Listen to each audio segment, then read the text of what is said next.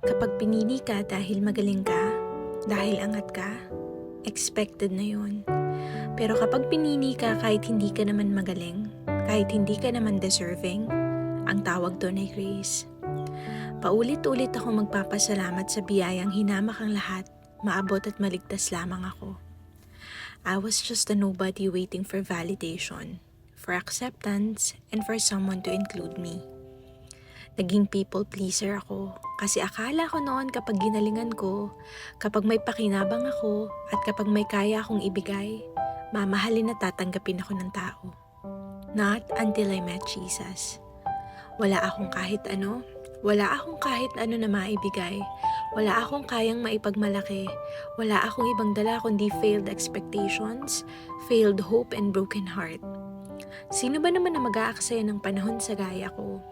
Sino ba naman ang kayang piliin ng tulad kong madaming issue sa buhay? Sino ba naman ang kayang sumama sa akin hanggang dulo? But to give you a plot twist, He chose me long before someone can. I messed up, but He chose me. I failed, but He saw my potential. I sinned, but He loved me still.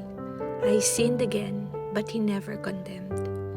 Marahil marami na ang tumanggi. Marahil marami na ang tumalikod. Marahil marami na ang humindi sa'yo.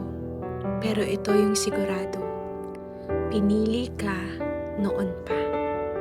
With love and prayers, Noel.